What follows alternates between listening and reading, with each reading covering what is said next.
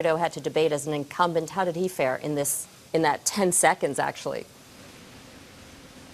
Well, I think that he fared well in the debate in that he managed to hold his ground and he managed to stand out. He had to deal with some pretty serious attacks at times because, of course, unlike the others, he has a record that he has to try to defend. He was passionate, especially on the climate change issues. That's where you really saw him come out, but he didn't really break through on that until the end of the debate. Nonetheless, if you can sustain being the person who's trying to convince people to vote for you while you're under attack from all directions and appear calm but also strong, that's really the line. They never want to look like they're too aggressive in this, but you also have to be able to take each leader on. And I think that he did relatively well in managing to do that tonight and walking that line.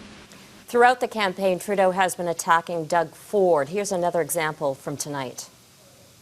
With certain provinces right now, we're fighting on the defining issue of our time because Jason Kenney and Doug Ford and other Conservative premiers don't want to do anything on climate change. And we need a government in Ottawa that is going to fight them and fight for Canadians on climate change, and that's exactly what we're going to do. Darrell, is this strategy working? Province of Ontario. But I thought Mr. Scheer had a very interesting rejoinder a little later in the debate when he actually said, Mr. Trudeau, if you're so interested in taking on Doug Ford, there's an opening in the province of Ontario for the leader of the Liberal Party. Maybe you should go run there. And it was one of the only times we actually heard the audience laugh in the course of the debate. But I would have to say that it's a reasonable position for Mr. Trudeau to take, and it is paying dividends for him in the province of Ontario. We're going to go back to Robin, We're going to go back to Mercedes. Mercedes, was there any substance here for any real discussion given the format? Well, it's an interesting format because this is the first time we've seen it with this many leaders on the stage, and you had 5 different moderators on top of that. You did still see some of those really sparky moments of engagement, which we weren't sure they would get, but it's an awful lot of issues, not a lot of chance for follow-up, and a lot of people talking over each other.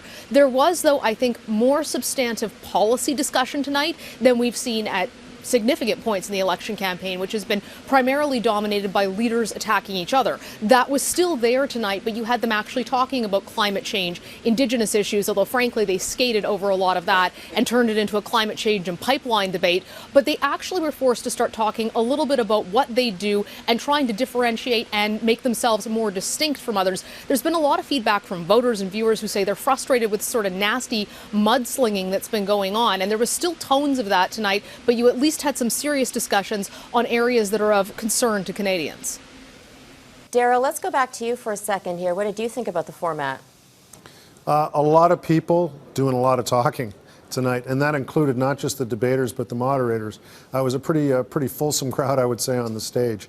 The real shame here is that we're only going to get one English language debate in the course of this campaign. And as you can see from the discussion tonight, there's an awful lot more that needs to be discussed. Eric, is there enough for voters to decide what they're going to do with this? Well, it's interesting because one of the things we've seen in the campaign so far is that voters have not moved very much. Even when there have been, very hot-button issues that have arisen, the numbers have moved a bit and then they've settled down again. And I don't know that we've seen a lot tonight that would move a lot of those voters. You saw where the leaders all staked out the territories you expected of them. Elizabeth May on climate, Mr. Singh on the issues he was looking at, Mr. Scheer going after Mr. Trudeau trying to bridge that gap between the left and the right. I don't know that they will have moved a lot of voters, but therein lies the fight for all of them, just to get at votes, to move a few votes in a few ridings that can make the difference on election night. Eric, was there a specific issue, though, that was illuminated? I'd say probably, as Mercedes was saying, it would be climate, because it kept weaving its way back into those other topics, and it was also the one that went at the end. You do lose some of your viewers after, almost 2 hours. They drop off a little bit, having heard an hour and 45 minutes, say, on other topics. But climate had a way of working its way in. There's a real distinction between the parties and where they stand. You felt the passion from them. So I would say on climate, you were seeing some of that distinction.